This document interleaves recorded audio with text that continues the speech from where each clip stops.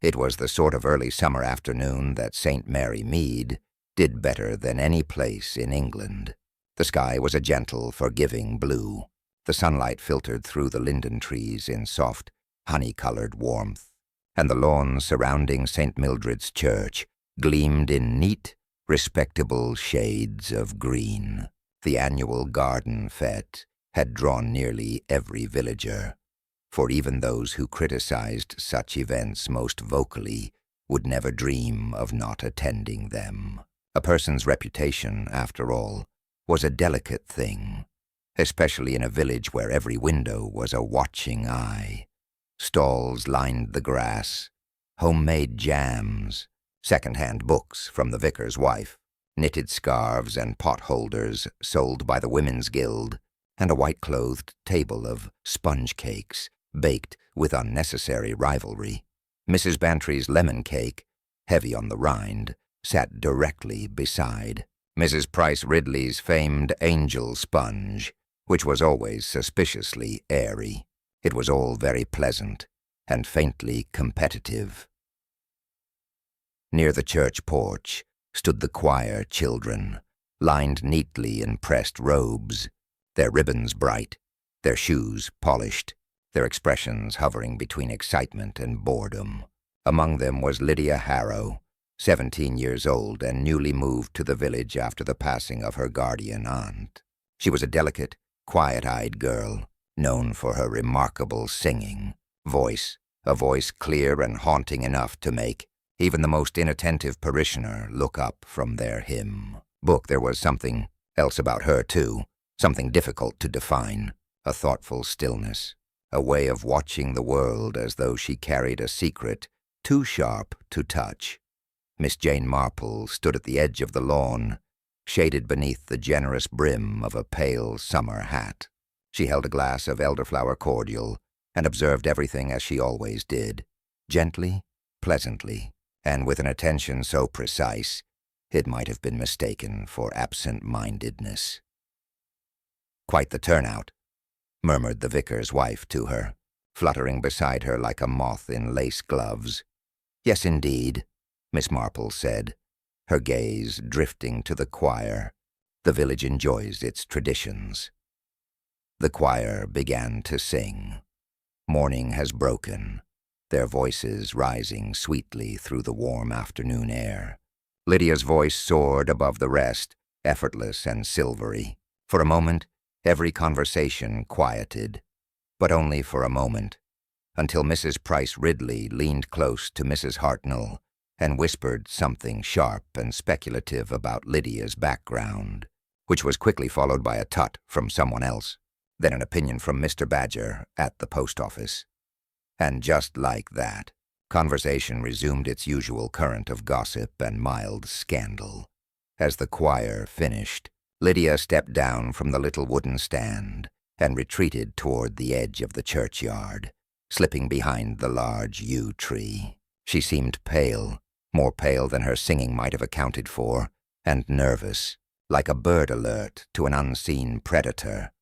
Miss Marple's keen eyes followed. A moment later, Mr. Roland Copley, the new organist, handsome, dark-haired, and far too aware of it, followed Lydia toward the tree. He walked with the urgent haste of a man whose composure had begun to crack beneath the surface. He glanced about to ensure he was unseen, but Miss Marple, who was rarely, if ever, unobservant, noticed not the words spoken, only the shape of the exchange. A sharp whisper. Lydia's startled refusal, Copley's hand grasping her wrist, Lydia pulling away, then the girl's swift retreat toward the meadow path beyond the churchyard.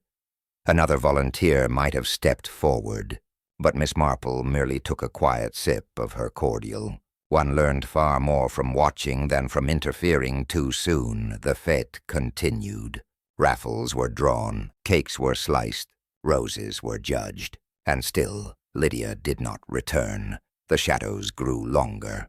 The vicar called for the final hymn. but Lydia's place in the choir formation remained empty. A small murmur rippled through the crowd. Mrs. Hartnell sniffed. "She's probably run home. Emotional sort of girl." Mrs. Bantry shook her head. "She seemed quite unwell earlier. I said to Henry, didn't I? That poor child looks as though she's seen something." No one noticed Miss Marple quietly slip away from the fete and down the meadow path. She had seen the direction Lydia ran. It was not toward the village. It was toward the old footbridge near the stream. As Miss Marple passed the last hedgerow, a sound reached her, soft, choked, unmistakably human. She quickened her pace.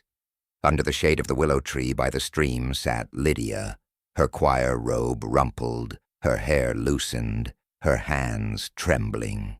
She was crying quietly into her palms. Miss Marple approached with the gentle steps of someone accustomed to approaching wounded things. "My dear," she said softly, "sometimes it helps to speak, though one needn't say anything at all until one is ready." Lydia looked up, her eyes red, fearful, and full of something deeper than sadness. I shouldn't have said anything," she whispered, "but I couldn't bear it any more. And now he knows. He knows I know." Miss Marple's expression did not change, but her thoughts sharpened with sudden clarity. "Knows what?"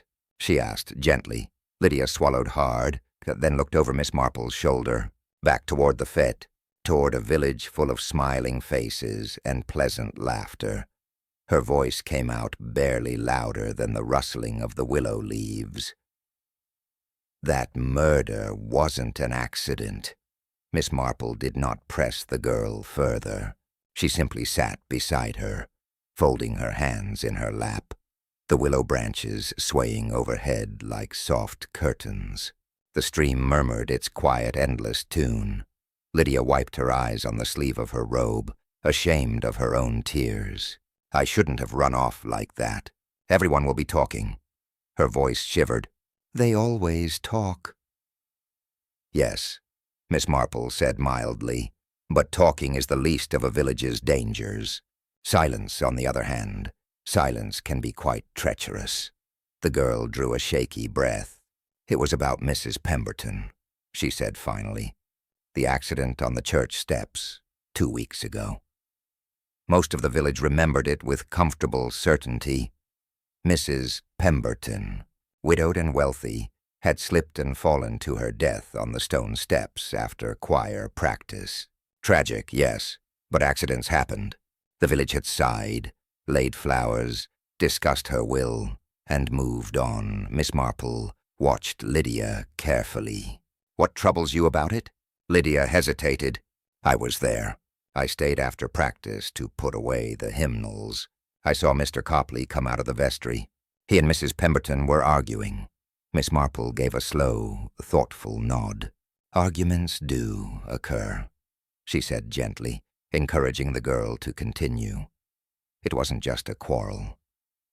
Lydia's fingers twisted together. "Mrs. Pemberton was threatening him. She said she knew something about him, something from before he came here. And she said she would tell. And Mr. Copley." Miss Marple prompted softly. He grabbed her arm, hard.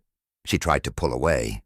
Then I heard footsteps, so I went into the storage closet. I wasn't supposed to be listening." Her voice shrank again with guilt. "But I heard her fall. I heard her scream, and when I came out, he was already calling for help, saying it was an accident, and everyone believed him." The stream gurgled, as though considering the matter itself. Miss Marple let several quiet seconds pass. "Did he see you? That you were there?" she asked. "At the time, no." Lydia's shoulders hunched. "But today, before the hymn, he cornered me. He said I should be careful what stories a young girl tells, that people might think I was trying to cause trouble." A small sob escaped her, but then he said more. He said, "If you don't know how to keep silent, accidents can happen to anyone."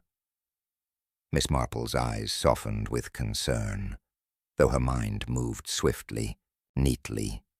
One did not spend a lifetime observing human nature without recognizing the tone of a threat. "It was wise of you to speak," she said quietly. "When a person is frightened into silence, they become isolated, and isolation is a dangerous state for the innocent." Footsteps sounded faintly on the grass behind them. Lydia stiffened. Miss Marple turned her head, just enough to see Mr. Roland Copley approaching, the organist looking composed once more, though his smile was too carefully arranged. "There you are," he said warmly, as if greeting dear friends. "Miss Harrow, Miss Marple, we were all wondering where you'd got to. The fete is nearly over." His gaze lingered, just a fraction longer on Lydia, enough for her to shrink, slightly in place. Miss Marple's own expression remained, gentle, almost cheerfully oblivious. "How kind of you to look for us, Mr. Copley," she said, though I dare say young Lydia simply needed a moment. "The sun has been rather strong today." "Yes," he agreed, that polite smile never touching his eyes. "Heat can affect the nerves." Miss Marple stood, offering Lydia her hand to help her up. Lydia accepted it, though her hand trembled. "We should be returning," Miss Marple said pleasantly, as though nothing at all were amiss. They walked back along the path together. Copley stayed slightly behind them, and though he spoke lightly about choirs, hymns, and festival attendance, Miss Marple noticed how his gaze flicked constantly to Lydia, as one might watch a fragile thread one was trying to keep from fraying. When they reached the lawn again, the fete was dissolving into its final tidying up. Mrs. Bantry waved cheerfully. The vicar smiled. Children were laughing, chasing the last crumbs of cake. Everything perfectly ordinary. Yet Miss Marple had lived long enough to know that the most ordinary scenes often concealed the gravest troubles. Lydia excused herself to fetch her belongings. Miss Marple watched her go, then turned to Mr. Copley with a benign smile. "You're settling into the village quite well, I think," she said. "Oh, yes," he replied with a light laugh. "People have been very welcoming." "That's good to hear," Miss Marple said. "It is a pleasant place, St. Mary Mead, though not without sensitivities. Small communities remember things for a long time." For the first time, the organist's pleasant expression flickered. Just a flicker. Miss Marple noted it, tucked it away, and continued gently. "I imagine the transition to a new parish must have been quite significant. One never leaves a place without also leaving a few unfinished connections behind." His eyes, sharp now, lifted to hers, but Miss Marple only smiled, sweet, grandmotherly, almost vague. And Copley could not be certain, could not prove, that she knew exactly what she was saying. He returned the smile with polite stiffness, nodded, and walked away. Only when he was safely out of earshot did Miss Marple exhale very softly. The girl was frightened. The organist was cornered. And the village? Well, the village would soon do what villages always do. It would talk. And in talk, truth had a habit of surfacing if one knew precisely where to listen.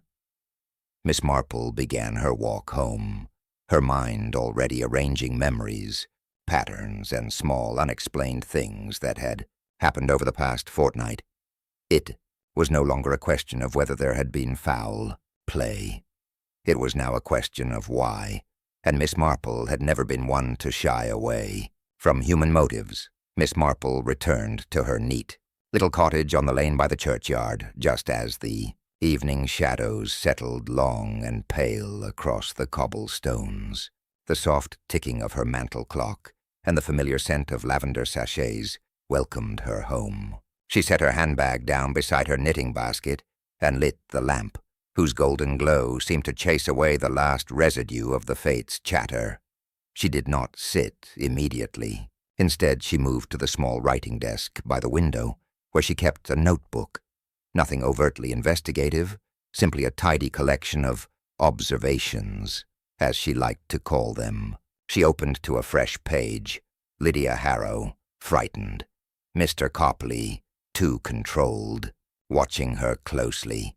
Mrs. Pemberton threatened him before her fall. Argument in vestry. Motive. She paused, pen held lightly above the page. The trouble, Miss Marple knew, was not simply that Mrs. Pemberton had been wealthy and outspoken. That was common enough. It was the specific leverage she evidently held over Mr. Copley. Leverage that had vanished neatly with her death. And people rarely risk everything over something trivial. There came a light tap at her front door. Miss Marple smoothed her skirt and opened it to find Mrs. Bantry, flushed from walking briskly. "Oh, my dear," Mrs. Bantry said in a low rush of words. "I simply had to speak to someone, and I thought, well, you notice things." Miss Marple hid her curiosity behind a warm welcome and invited her inside. Mrs. Bantry perched on the small sofa, twisting her gloves in her hands. "It's about Lydia," she said. The poor girl returned to the village square looking dreadfully shaken. "I asked if she wanted to come home with me for supper, but she insisted on going back to the rectory. And then, well," she lowered her voice, "she said something very odd. Something about not wanting to pass near the church after dusk." Miss Marple poured tea with steady hands. "Did she say why?" "No, and I didn't want to pry. It's hardly my business. But really, Jane, children don't fear churches unless something very wrong is happening inside them." Miss Marple made a gentle, thoughtful sound. The church was central to village life. It held weddings, christenings, funerals, and gossip with equal grace. A place of safety, unless something had tainted it. The two women sipped their tea in quiet accord. It was Mrs. Bantry who spoke again. "Do you suppose that organist of ours has a temper?" Her tone suggested she already suspected as much. Miss Marple's eyes twinkled faintly. "I believe Mr. Copley is quite accustomed to believing himself charming. It can be unsettling for such a man when someone sees him clearly." "Then Lydia may be in real danger," Mrs. Bantry whispered. Miss Marple considered this, not with worry, but with careful, precise seriousness. "If someone is desperate," she said softly, "they may take bold measures to protect themselves. But desperation is a fragile state. It breaks under pressure." Mrs. Bantry nodded, understanding, though not fully. When she left, Miss Marple remained standing by the window, looking out over the quiet village street. The lamps glowed warmly. Curtains were drawn, the piece of evening folded over St. Mary, Mead like a quilt, and yet beneath it, she felt it something waiting. She did not have to wait long. The next morning brought agitation. The entire village was buzzing before 8 o'clock. Lydia Harrow had not appeared for breakfast at the rectory, and her small bedroom, neat, spare, with a hymn book on the table, was empty. The bed had not been slept in. The vicar searched the church, then the meadow path. Mrs. Hartnell declared she had suspected something all along. Mrs. Price Ridley announced with relish that this was precisely what happened when one allowed troubled girls into quiet places. And Mr. Copley, very pale, very calm, confirmed that he had not seen her. Miss Marple listened to all of this from the churchyard gate. She heard every tone, every word chosen and avoided. Then she walked, deliberately, toward the church door. The sanctuary was empty. The scent of old hymn books and flowers lingered.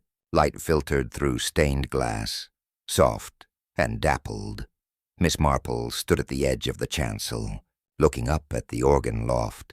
If Lydia had disappeared voluntarily, she would have packed belongings, written a note, sought a place of safety. But Lydia had spoken truth and fear did not walk away quietly.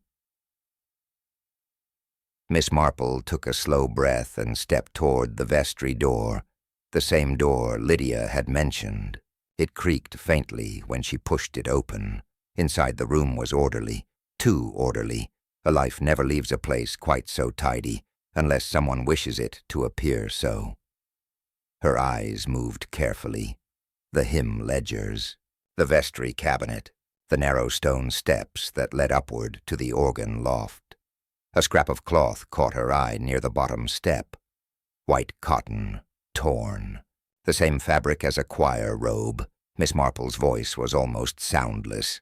"Oh, my dear child." She did not hurry. Hurrying blurred the truth. She ascended the steps, one by one.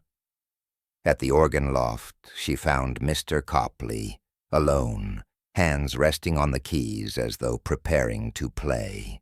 His expression composed, almost serene, but his eyes, when he turned, were alert. Too alert. "Miss Marple," he said softly.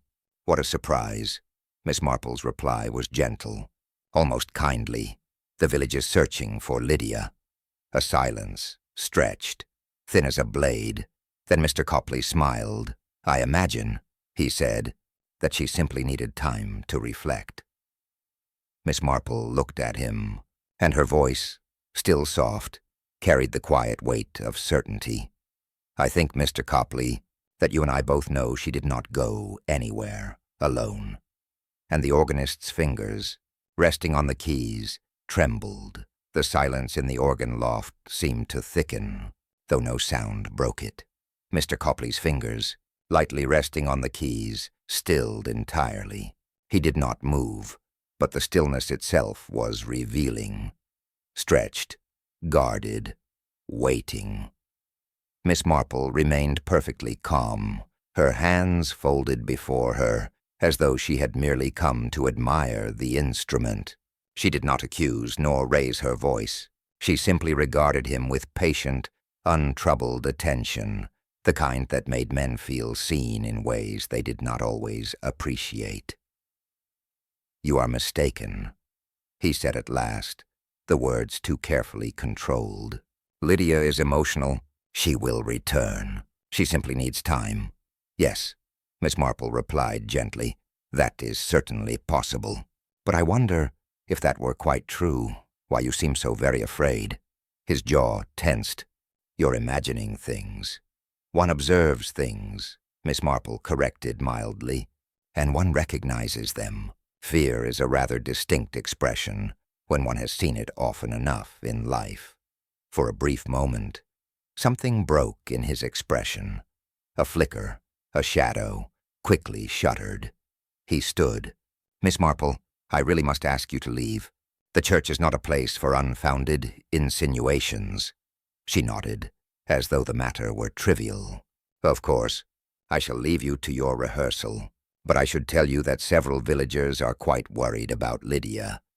They are already searching, and the police will be informed momentarily." There. Just the smallest tremor. She turned and descended the steps, her pace steady. She did not need to see his reaction to know that the pressure had begun to close around him. She had seen it happen many times. Guilt was rarely silent for long. It flinched, it fumbled, it betrayed itself in the cracks of composure. Outside the air was crisp with morning.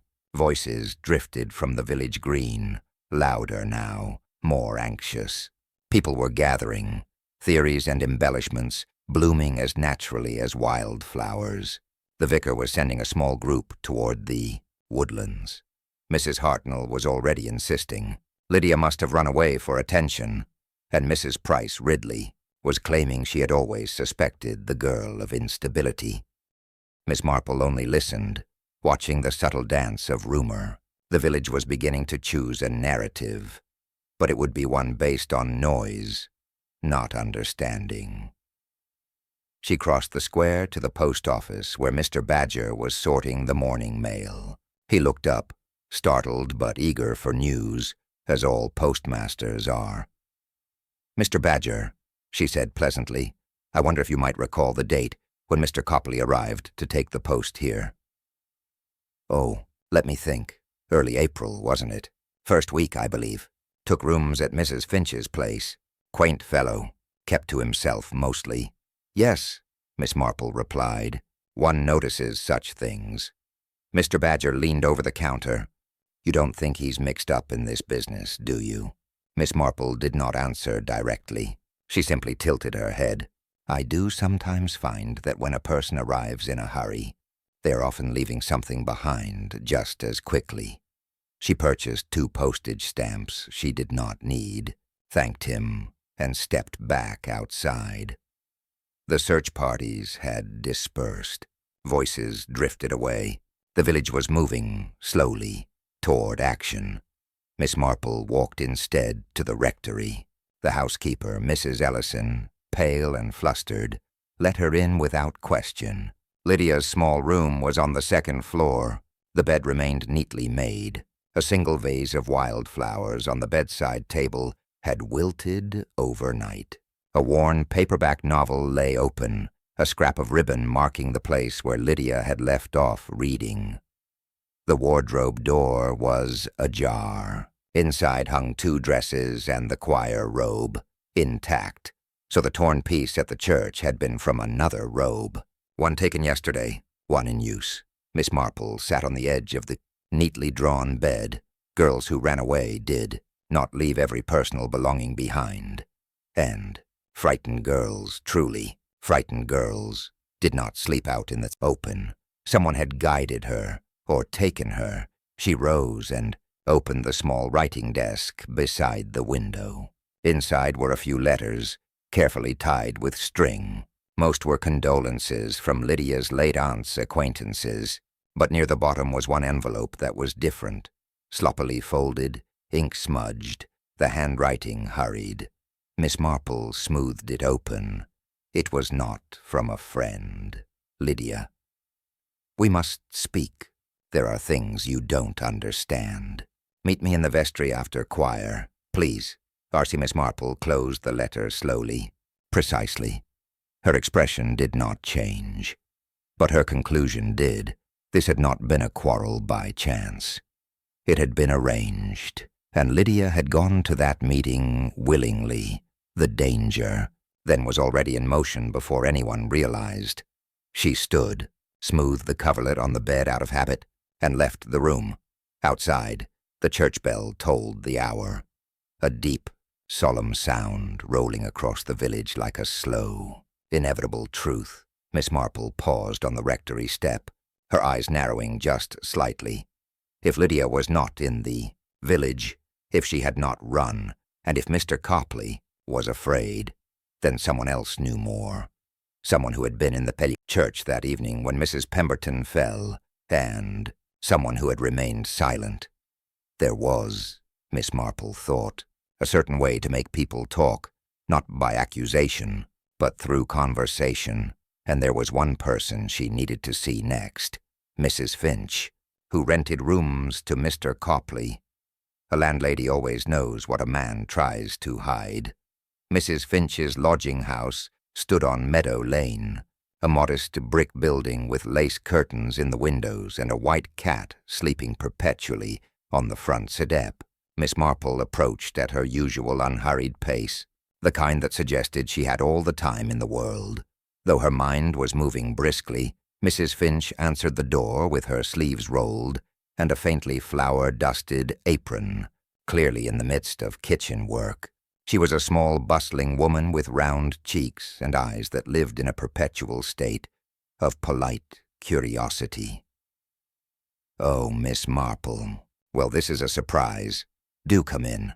I've just set a loaf to rise, though I dare say it could use a bit longer."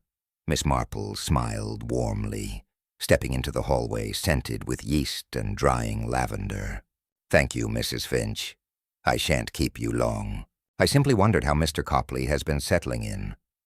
Mrs. Finch's expression tightened, just slightly, not suspicion. something closer to uncertainty. "Well enough?" she said, too lightly. "Quiet man. Keeps to himself. Works late at the church. You know how organists are." "Yes," Miss Marple replied. "Music does tend to keep one occupied. And I imagine his room is comfortable?" "Oh, perfectly," Mrs. Finch said, though her fingers twisted the edge of her apron. "He asked that I not clean it. Prefers to keep to his own things, he says. Very particular about his privacy." Miss Marple nodded as though this were ordinary. "Some people are like that, though I suppose it makes washing linens more complicated." Mrs. Finch laughed a bit too quickly. "Oh yes, though I don't mind. Men have their ways." Miss Marple let a brief silence settle. Then she spoke, with gentle precision. "You've been uneasy about him for some time, haven't you?" The woman's breath caught, not dramatically, just a small, telling pause. "I wouldn't say uneasy, exactly. Only, well, there were nights. I'd hear him come in very late, and I thought perhaps he drank a bit. Not much, you understand. Just enough to make him unsettled." Miss Marple listened, her expression open and kind. "And last night?" she asked softly. Mrs. Finch swallowed. "Last night he didn't come in at all. I waited. I heard footsteps by the side gate, but the door never opened." She hesitated, then lowered her voice. "And his shoes were muddy this morning, quite muddy, though I never saw him come home." Miss Marple considered this. Mud in summer meant the stream banks, or the woodland paths, both places where the ground remained damp. "Thank you," Miss Marple said, rising. "You've helped me more than you know. Oh, I do hope nothing dreadful has happened." Mrs. Finch whispered, "Such a quiet village shouldn't have shadows in it." Miss Marple touched her arm lightly. "Shadows only fall where light shines, and St. Mary Mead, I assure you, is very bright indeed." Outside again, Miss Marple walked toward the edge of the village. Not hurried, never hurried. Her steps followed a path well known to her, toward the stream and the low stone footbridge that crossed it. Willow trees drooped gracefully over the water, their reflections wavering. The ground near the bank showed signs of disturbance. Not obvious, but visible to a practiced eye. Flattened grass, a scuffed patch of earth, where someone had slipped or been pulled. Miss Marple crouched slowly, knees quiet, but far from fragile. Her fingers brushed the indentations, 2 sets of footprints, one smaller, one larger. The smaller steps stopped abruptly. The larger continued across the bridge and toward the woodland. Miss Marple straightened, her expression still calm, but something in her gaze sharpened to a fine, unwavering point. She turned her head slightly, not at a sound, but a presence. Behind her, Inspector Graves approached, coat slightly askew, a notebook protruding from his breast pocket. He had the appearance of a man who bore the weight of investigative responsibility with equal measures of determination and fatigue. "Miss Marple," he greeted her, though his tone carried the faintest note of resignation. "The vicar tells me you've inserted yourself into matters again." Miss Marple smiled pleasantly. "Not inserted, Inspector, only observing." Graves followed her gaze to the ground. When he saw the disrupted grass, his expression changed, not dramatically, but with a slow tightening around the mouth. "You believe the girl was taken this way," he said. Miss Marple shook her head gently. "I believe she came willingly at first. Fear can lead the innocent to follow the dangerous, if they believe speaking might save them." Inspector Graves exhaled. "We'll need men to search the woods." "Yes," Miss Marple agreed, "but quietly. If he believes he is cornered, he may do something irrevocable." Graves studied her. He did not always understand how she knew things, but he had learned not to ignore her. "We'll proceed carefully," he said. Miss Marple nodded. She remained at the edge of the stream as he left to assemble a search. The water murmured, The willow branches stirred. A thrush called somewhere deeper in the wood. Miss Marple closed her eyes for a brief moment. She could feel the shape of the story now. Not complete, not yet. But the outline had emerged. Mrs. Pemberton had known something about Mr. Copley. Lydia had learned it too, and the truth, whatever it was dangerous enough to kill. For Miss Marple opened her eyes. The woods waited, and somewhere within them, a frightened girl was still alive. The search began quietly, just as Miss Marple had advised. Inspector Graves chose men who understood the value of silence. Farmers, groundskeepers, those accustomed to moving through fields without disturbing the air. No shouting of names, no hurried crashing into the undergrowth. A loud search, Miss Marple knew, would drive a desperate man to rashness. And Mr. Copley, for all his practiced charm, was quite certainly desperate now. Miss Marple herself did not join the search. Instead, she walked the woodland edge at a no even pace, her mind turning over each detail with patient clarity. Lydia had come here willingly. She believed, at least at first, that speaking with Mr. Copley could resolve something. So where would he have taken her? Not far, not to any place unfamiliar. A desperate man sticks to the terrain he knows. And Mr. Copley's habits were not entirely invisible. She recalled Mrs. Bantry mentioning, ever so offhandedly, that the organist was fond of walking the woodland path behind the church. For the acoustics, he had said. The trees absorbed sound, he claimed, allowing him to listen to the structure of melodies without distraction. But there was another reason a man might walk in quiet woods. Privacy. Miss Marple continued along the stream bank, crossing the narrow footbridge. The ground here was softer, shaded always by overhanging leaves, the path narrower. The summer air held a faint scent of moss and damp stone. A small ribbon of white caught her eye. A thread of cotton snagged against a low blackberry thicket. Choir robe fabric again, freshly torn. She bent slightly, careful not to disturb it, and traced with her eyes the faint bend of trampled grass leading deeper into the trees. She did not follow it immediately.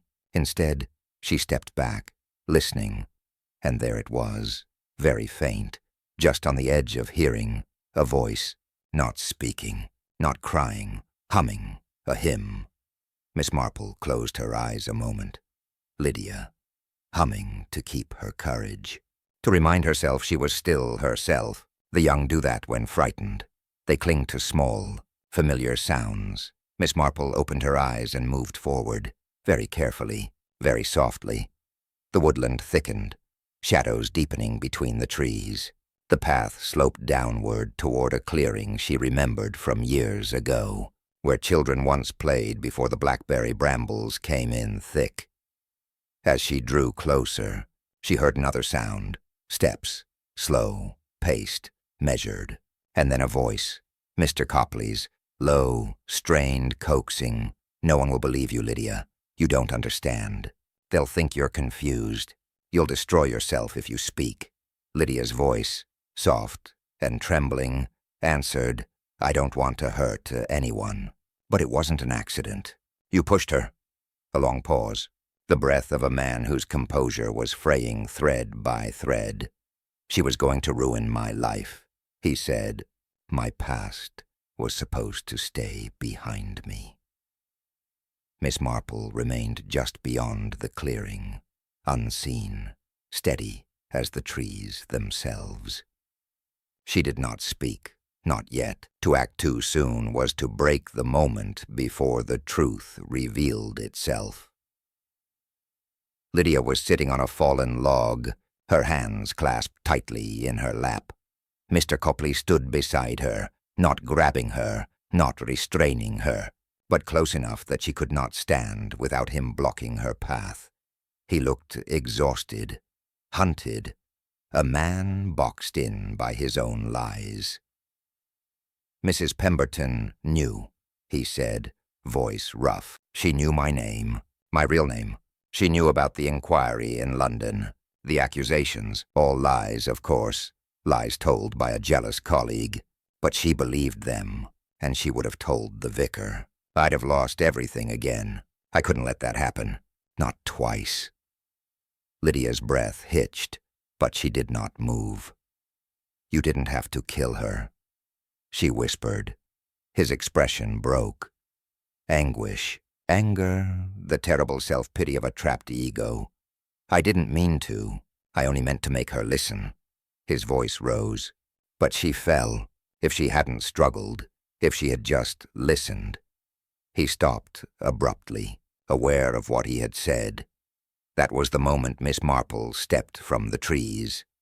She did not look heroic, or commanding or stern. She looked simply present. "Mr. Copley," she said, as gently as if offering tea, "you must step away from the child." Lydia gasped, relief breaking through fear. Mr. Copley turned sharply, his face paling. "You don't understand," he said, voice cracking. "I never meant for any of this." "Of course," Miss Marple replied kindly. "Very few murderers intend to kill, but once such a thing has been done, one finds oneself making very poor choices indeed, trying to cover it." He stared at her, something collapsing within him. Footsteps approached from behind. Inspector Graves and 2 searchers, appearing through the trees precisely when needed, guided not by chance, but by the direction Miss Marple had quietly indicated earlier. Mr. Copley saw them. His shoulders lowered. Something in him simply let go. He sank to the ground, face buried in his hands, shaking, not from repentance, but from the end of running. Inspector Graves stepped forward to take him. Lydia rose and rushed to Miss Marple, who held her with gentle firmness. "It's all right now," Miss Marple whispered. "You've done nothing wrong." Lydia's tears came then. Quiet, exhausted tears, and Miss Marple held her as though she were her own. The woods exhaled, the air shifted, and the truth at last stood unhidden. The walk back to the village was a quiet one. Lydia held Miss Marple's hand lightly, as though afraid of letting go and finding herself alone again. Inspector Graves and his men walked ahead with Mr. Copley between them. No struggle, no resistance. Only the tired, bewildered movements of a man who had exhausted every last defense and found nothing left. The sunlight had shifted by the time they reached St. Mary Mead, lengthening the shadows across the green. A few villagers had gathered already, drawn by instinct, curiosity, and the unspoken knowledge that something had happened. Conversations faltered as the group emerged from the tree line. Mrs. Hartnell clasped a hand to her chest. Mrs. Bantry hurried forward, worry creasing her brow. The vicar, pale and shaken, whispered a prayer under his breath. Lydia shrank back, overwhelmed by the sudden attention. Miss Marple placed a gentle hand behind her shoulder, shielding her in the smallest, most effective way. "It would be best," Miss Marple said softly to the vicar, "if Lydia were taken somewhere quiet. She has had a distressing night." The vicar nodded quickly. "Yes, quite right. Mrs. Ellison can prepare a room." But Lydia spoke, her voice small. "Please, may I stay with you, Miss Marple? Just for tonight?" Miss Marple's eyes warmed, and she touched Lydia's cheek in a gesture both tender and steadying. "Of course, my dear." Inspector Graves gave Miss Marple a subtle nod, no words needed. He would speak with her later, once the formalities began. But for now, the moment belonged to the village itself, absorbing what had unfolded at its quiet, unsuspecting heart. Miss Marple guided Lydia home to the little cottage. Once inside, she removed the girl's torn robe and laid it aside, replacing it with a soft shawl that smelled faintly of rose water. She poured tea, real tea, strong and steadying, and sat with Lydia at the small round table near the window. Lydia's hands trembled when she lifted her cup. Miss Marple gave her time. When Lydia finally spoke, it was slow, hesitant. If I had stayed silent, none of this would have happened. No, my dear, Miss Marple said gently. If you had stayed silent, something much worse might have happened, and perhaps not just once. Lydia's eyes filled again, but the tears did not fall. People often believe kindness is harmless, Miss Marple continued. But kindness without truth can be very dangerous. You told the truth. You were brave. A small shaky exhale left Lydia's chest. For the first time since the garden fete, her shoulders eased. Outside, the village murmured and rearranged itself around the new reality, as villages always do. Some would pity Mr. Copley. Some would condemn him. Some would recall having suspected something all along. Stories would stretch and shift as gossip pulled the truth into shape. But Miss Marple knew the shape already, and it was a familiar one. People did not kill for money, or jealousy, or tempers alone. They killed to protect the version of themselves they needed the world to believe in. That night, long after Lydia had fallen asleep in the spare room, Miss Marple sat by the window with her knitting resting in her lap. The moonlight lay pale and still across the village rooftops. The church tower stood tall and quiet, its bells silent. She thought of Mrs. Pemberton, stern, observant, unwilling to let a secret lie. She thought of Lydia, gentle, frightened, but resolute in her truth. And she thought of Mr. Copley, charming, ambitious and desperate to outrun his past. Human hearts were delicate things, Miss Marple knew, but they were also stubborn, secretive, and sometimes tragically afraid.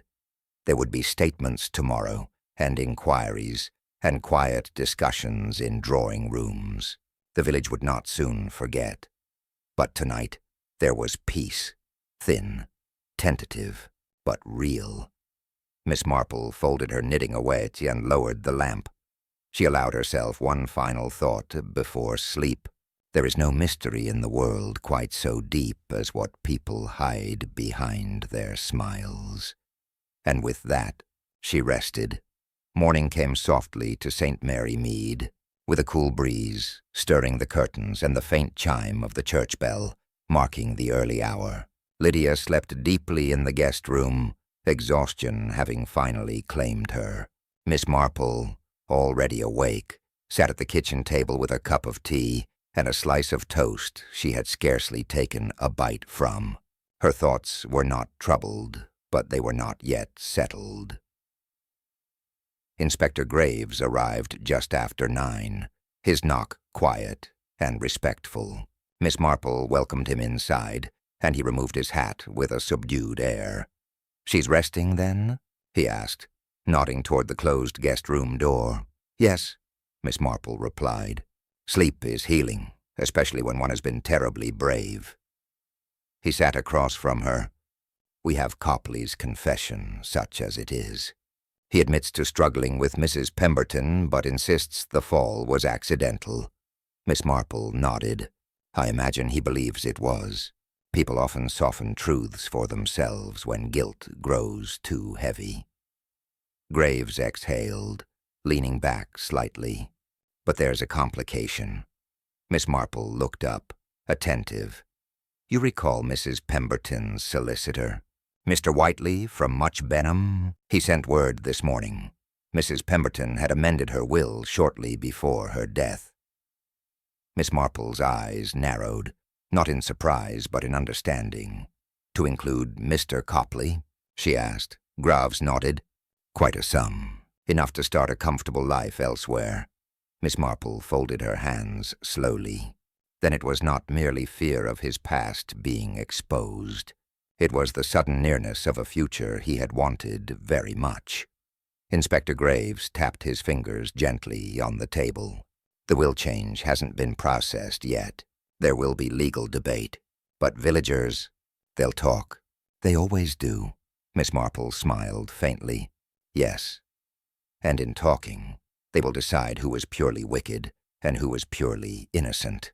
Yet life, Inspector, is rarely so cleanly divided. Graves hesitated, then asked in a quieter tone, "Do you believe he meant to kill her?"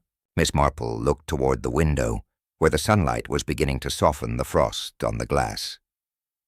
"I believe," she said, "that he meant to silence her, and that, in the heat of fear of losing everything again, he forgot how very fragile a human body can be when struck or shaken on stone steps."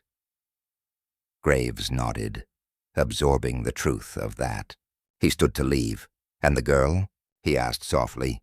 "Will she manage?" "With time," Miss Marple said gently, "and with kindness. She needs to feel the world is safe enough to speak in again." After he left, Miss Marple set about preparing breakfast. The kettle whistled. The scent of toast and butter filled the air. When Lydia finally woke and came to the table, her expression was clearer, not free of sadness, but steadier. "I dreamt the stream was singing," Lydia murmured, sitting across from her. "It often does," Miss Marple replied. "Water remembers, I think. It carries things forward." Lydia managed a faint smile. "Everyone will look at me now. They'll talk." "Yes," Miss Marple said simply. "But let them. You cannot control what others say, only how much power you give their words." Lydia nodded slowly, thoughtfully. There was a quiet knock at the door. Lydia flinched, but Miss Marple rose calmly and opened it. Mrs. Bantry stood there, holding a small tin wrapped in a tea towel. "I baked something," she said softly, her usual briskness gone. "Nothing extraordinary, just scones. I thought perhaps Lydia might like some." She said Lydia's name carefully, kindly. Miss Marple stepped aside, and Mrs. Bantry entered. She placed the tin on the table without fuss, without staring, without offering empty speeches. Lydia looked up at her, uncertain. Mrs. Bantry smiled, a small, warm thing. "We're very glad you're safe, dear." And that was all. Miss Marple watched Lydia's eyes soften, not with tears, but with relief.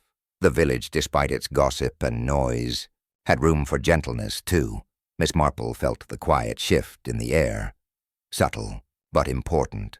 The worst had passed, but the story was not yet finished. Something still lingered, something unsaid, something unresolved. Mrs. Pemberton had known Mr. Copley's past, but how had she known? No newspaper clipping had surfaced. No visitor had come. No rumor had preceded him. Miss Marple's gaze drifted toward the church tower, rising silent and watchful. Someone else had known the truth first, and someone had whispered it to Mrs. Pemberton. The mystery was not entirely solved, not yet. There was no hurry. That was the advantage of living in a village. Truth revealed itself slowly, if one knew how to watch for its ripples. Miss Marple tidied the kitchen after breakfast, while Lydia helped Mrs. Bantry fold the tea towel and discuss whether the roses would survive the next week's weather. Normal, gentle things that returned a person to herself.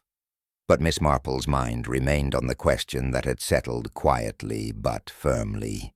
Mrs. Pemberton had known who Mr. Copley had been before he came to St. Mary Mead. Someone had told her. Someone who recognized him. Miss Marple fetched her hat and shawl just after noon.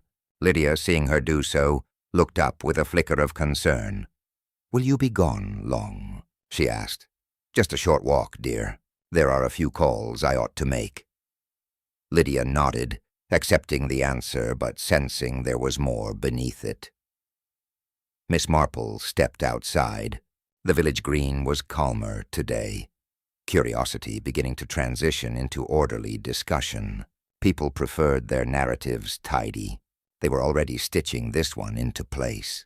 The tragic organist, The unfortunate fall. The brave young girl. Villages were excellent at shaping memory to comfort themselves. Miss Marple walked toward the churchyard, but did not enter the church. Instead, she turned down a narrow lane that led to a small house, with ivy climbing its whitewashed walls and a neat border of marigolds. The house of Mrs. Pemberton's old companion, Miss Agnes Reed. Miss Reed answered the door with her usual precision. Hair pinned firmly, collar buttoned, expression slightly startled, as if life were always occurring half a second faster than she expected. "Oh, Miss Marple." She stepped back at once. Yes, do come in. Everything is a great shock. I know. Terribly tragic." Miss Marple sat in the modest sitting room while Miss Reed poured tea, with careful, unrushed movements. "I have been thinking of poor Mrs. Pemberton," Miss Marple said gently. "I imagine her absence must feel quite large to you."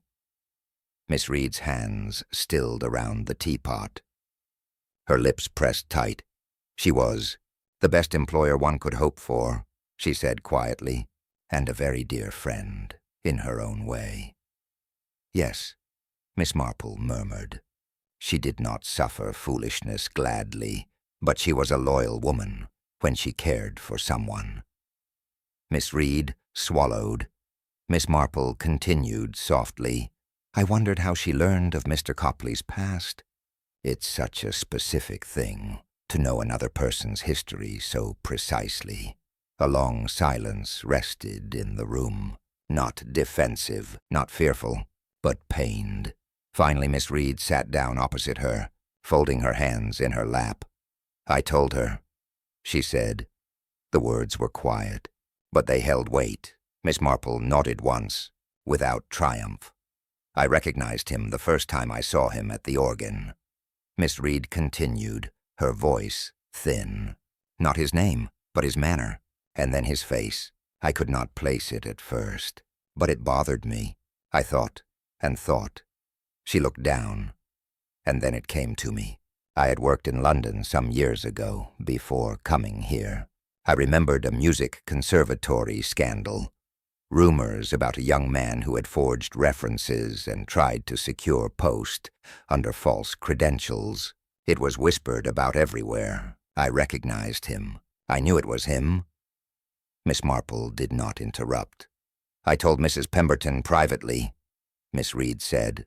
I thought, well, she would know what to do. She always did. But I never imagined she would confront him. And I certainly never expected. Her voice broke. Miss Marple reached out and placed a gentle hand over hers. "You did what you believed was right. Mrs. Pemberton made her own choices from there." Miss Reed's breath trembled. "I didn't want him harmed. I only wanted the village to be safe." "Yes," Miss Marple said softly, "and it was not your words that killed her, but his fear." Miss Reed nodded, tears held back but not far.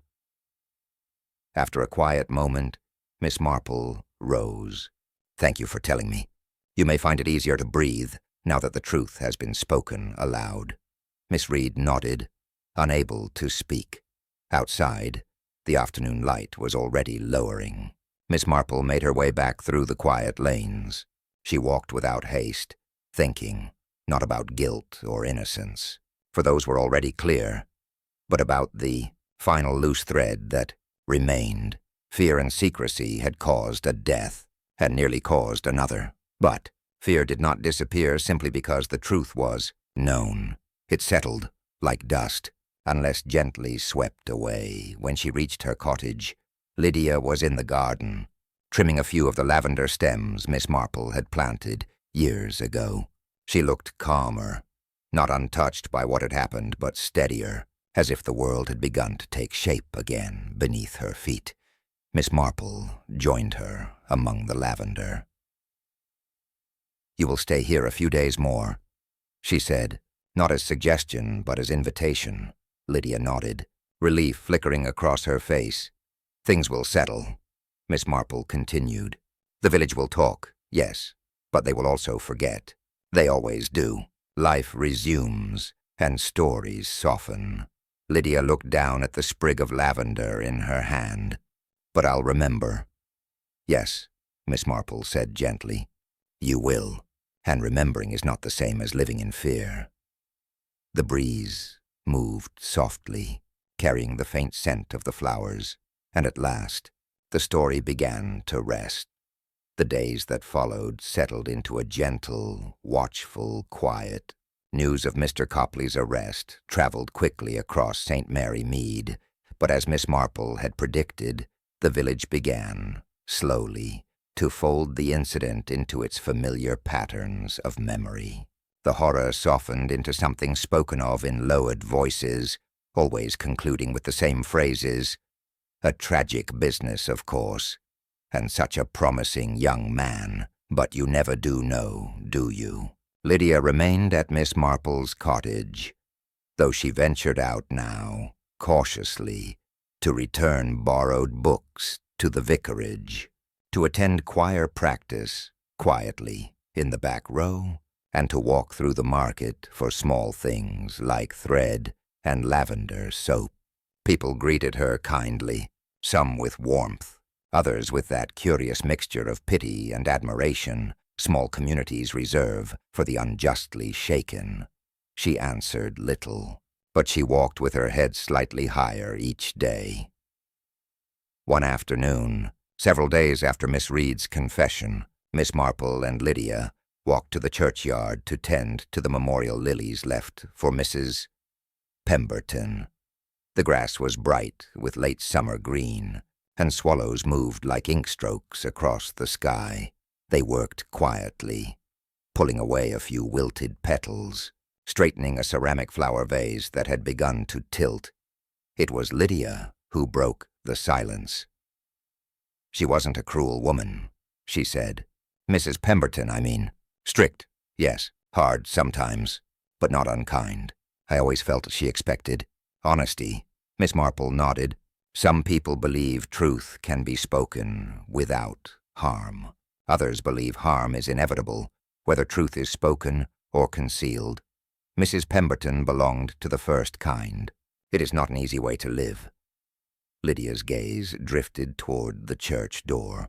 I keep thinking, if I had told someone sooner, before the fate, before everything. Miss Marple placed a gentle hand over hers. Guilt comes to the innocent because they care, but care is not blame. The only decisions that matter are the ones made in fear, and those were not yours. Lydia nodded slowly, absorbing this, not entirely freed, but eased. They finished arranging the flowers. Miss Marple brushed her hands lightly and stood. As they walked back, they passed the church porch, where the vicar stood, speaking quietly to Miss Reed.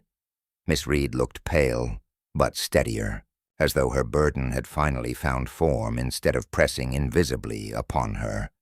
Miss Marple paused in greeting. Miss Reed offered a faint but sincere smile. Lydia, the vicar said gently, we've been discussing new choir arrangements. If you'd like to step back for now, we understand entirely. But if you'd like to return, when you feel ready, the choir would be glad to have your voice again. Lydia hesitated. Her voice was something that had always felt safe. Then it had been the thing that made her visible. But now she did not fear being seen quite as much. I will return, she said softly. Not today, but soon, the vicar nodded, relieved. Miss Reed's eyes shone with something like gratitude. Miss Marple felt a quiet warmth settle in her chest. They continued homeward. The road curved gently, bordered by wild roses and hedgerows turning toward late summer gold. The light was soft, the sort that rests on the world rather than striking it. When they reached the cottage gate, Lydia paused. Miss Marple, she asked, how did you know? About everything. Before anyone told you anything at all? Miss Marple smiled. A small, knowing thing, full of years and kindness. My dear, when one has lived long enough, one learns that people very rarely hide who they are. They only hide what they are afraid of losing. Lydia considered this, and in the way her shoulders eased, it was clear she understood it. They stepped inside. The kettle was set to boil, the table already laid for tea. Outside, St. Mary Mead carried on with its steady hum of village life. Children laughing, bicycles passing, the distant call of Mrs. Bantry hurrying her husband along for luncheon. Calm had returned, gently, imperfectly, but firmly, and Miss Marple, pouring the tea, felt no triumph, only the familiar, quiet understanding that human nature was endlessly complex and endlessly recognizable. The world had tilted, then righted itself again, and in the balancing, something had quietly strengthened, not justice alone, but compassion too, which Miss Marple knew was its own form of truth, continuing seamlessly, treating this as the next section in the story's natural progression. The kettle whistled softly as Lydia set out 2 cups, her movements quieter now, but no longer trembling. When they sat at the small kitchen table, sunlight pooled across the lace tablecloth, catching the steam that rose between them. For a while, the only sound was the gentle clink of cups. Lydia finally spoke. "What will happen to him, truly?" Miss Marple did not answer immediately. She stirred her tea slowly, thoughtfully. "The law will do what it must," she said. "There will be statements, inquiries, and a trial. Some will say he never intended harm. Others will insist that intention matters little when the result is the same. But the truth sits somewhere in between." Lydia nodded, though sorrow clouded her gaze. Miss Marple continued, voice soft but steady. "He was frightened.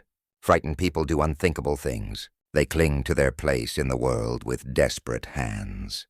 When something threatens to topple the image they show to others, it can drive them to terrible acts." Lydia looked down into her tea. "I saw that fear." "Yes," Miss Marple replied, "and that is what frightened you most." There was understanding in that silence, a recognition that the danger had not come from rage or cruelty, but from the pain of being exposed. Outside, a pair of sparrows fluttered at the sill, pecking at crumbs Lydia had left earlier. Their chatter broke the stillness, lightening it just enough. A knock came at the front door, not urgent, but familiar. Miss Marple rose to answer it and found the vicar's wife standing on the step, her hands folded, her expression a mix of concern and warm resolve. "Jane, dear, if I'm not overstepping, I wondered whether Lydia might like a small task at the church this afternoon. Nothing demanding, just arranging the altar flowers. It might help her feel part of things again." Miss Marple looked back at Lydia, who had overheard. Her expression held hesitation, but also hope, a small, cautious step forward. "If you'd like to," Miss Marple said gently. Lydia stood. "Yes, I think I would." On the walk to the church, the air was soft with the scent of rosemary and fresh earth. The village had a way of righting itself slowly, like a quilt settling over a bed, creases smoothing, edges tucking in. Inside the church, the air was cool and faintly perfumed by old wood and lilies. Lydia arranged flowers quietly, while Miss Marple watched from a pew, content to let silence be the language that healed. The vicar entered after some time, his steps light, his expression gentle. "You know," he said, in the mild tone of a man speaking about nothing in particular, "Mrs. Pemberton once told me that music is only as honest as the heart that plays it." Lydia's hands stilled over the flowers. The vicar added softly, "We will choose hymns carefully next Sunday. Something steady, something kind." Lydia nodded. No tears, just quiet acknowledgement. Outside, the sun filtered through stained glass, scattering soft colors across the floor. Miss Marple watched them, her expression calm. Her work here, she knew, was nearly finished, not the work of solving, but the quieter work that followed, restoring the delicate fabric of a life touched by fear. When they stepped back into the afternoon light, Lydia walked a little taller, not transformed, not cured of memory, but living gently with it. They took the long way home, past the meadow where the fete had taken place. The grass had grown subtly since then, as though reclaiming the moment from memory. Lydia spoke softly, almost to herself. "I think I'll sing again." Miss Marple smiled. Not proud, not surprised, only pleased in that quiet, deeply human way. "Of course you will," she said. "Your voice was never the thing that was in danger, only your trust." And as they walked the winding lane back to the cottage, the village settling warm around them, it was clear that trust was returning. Slowly, carefully, but surely, just as it always does, when truth has been spoken and courage has not gone unnoticed.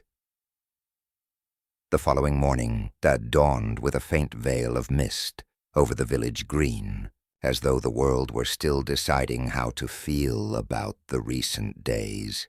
Miss Marple, rising early as always, opened the curtains to the quiet hum of birdsong. Lydia was still asleep, her breathing soft and even, so Miss Marple allowed the morning to unfold gently, without hurry. She prepared breakfast, though she suspected Lydia would join her only when the sunlight grew a little stronger. People needed light after living in shadows. It gave them permission to return to themselves. There was a knock at the door, not hurried, not heavy, just 3 polite taps. Miss Marple recognized the rhythm at once. She opened the door to find Inspector Graves standing in the morning chill, hat in hand. He looked more tired than stern, the way one does when the conclusion of a case still leaves echoes to settle. "May I?" he asked. "Of course," Miss Marple replied, stepping aside. He sat at the kitchen table, though she noticed he didn't remove his coat, a sign that he expected to leave shortly. Miss Marple poured tea, without asking. He liked it plain, no sugar, no milk. He accepted the cup, but his hands remained wrapped around it, rather than lifting it to drink. "We received the final report from London," he began. "It confirms what we gathered. The accusations against Mr. Copley in the conservatory scandal were more than rumor. He had forged recommendations, yes. But there was also a quarrel. Someone was injured, not badly enough for prosecution, but enough to frighten away opportunities." Miss Marple nodded, "And he came here to begin again." "Yes, and someone recognized him," Graves replied, "which led to Mrs. Pemberton knowing, which led to confrontation, and everything that followed." He paused. "It doesn't feel—" He stopped, searching for the right word. "Neat." "No," Miss Marple said gently. "Real tragedies never are. Only stories in books tie themselves tightly at the end." He exhaled, a slow, resigned breath. "I suppose that's true." His eyes lifted to meet hers more directly. "There is one thing," he said, "something I'd like your view on. It's small, but small things matter with you." Miss Marple waited, attentive. "We found a letter in Mr. Copley's room, addressed, but never posted. To Mrs. Pemberton." Graves set the folded page lightly on the table. "He wrote it the day before she died. It seems he meant to confess something, explain something, perhaps even apologize." Miss Marple did not open it. She did not need to. The paper itself spoke enough. Desperation, fear, hope clinging just tightly enough to hurt. He wanted to be forgiven. She said quietly, "But forgiveness is difficult when one is still trying to be someone else entirely." Graves nodded, not agreement, but understanding. They sat for a moment, the clock ticking softly between them. Then footsteps approached softly, Lydia, hair loosely plaited, still warm from sleep. She paused in the doorway, uncertain at first upon seeing the inspector, but Graves stood and offered a faint, respectful nod. "Miss Harrow, I wanted to say your courage made a great difference. What you endured and chose to speak of won't be forgotten." Lydia didn't answer right away, but when she did, her voice held the quiet steadiness of someone who had reclaimed her own breath. "I didn't feel brave," she said. "No one ever does," Miss Marple replied gently. Graves nodded again, then let himself out, the door clicking softly behind him. Lydia took her seat at the table. Miss Marple poured her tea. The morning felt clearer now, less burdened by unspoken things. After a few moments, Lydia looked toward the window, where soft sunlight was beginning to press through the mist. "I think," she said slowly, "I would like to go to choir practice tomorrow." Miss Marple smiled, not broadly, not with triumph, but with the warm, quiet pride that came only when someone found their way back on their own. "That will be very nice," she said. The village would adjust. Lydia would return, not as the frightened girl who fled to the willow tree, but as someone who had faced something dark and chosen truth. And Miss Marple, content to be the quiet witness she always was, picked up her knitting once more. The world outside continued, gentle and ordinary, which after all was the true reward. Certainly, I'll now generate the final section of the story exactly as requested.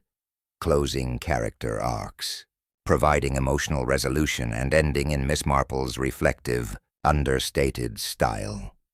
The church bells rang the following Sunday, low and comforting, as though signaling not merely the hour, but the restoration of familiar rhythm. Villagers gathered in small groups, voices hushed not out of fear, but out of the quiet solemnity that follows grief and revelation. Inside, sunlight filtered through stained glass in gentle blues and golds. The choir stood assembled, though their formation had shifted just slightly, to welcome Lydia back among them. Not in front, but in the second row, where voices blend, where one can be present without being exposed. The first hymn rose softly.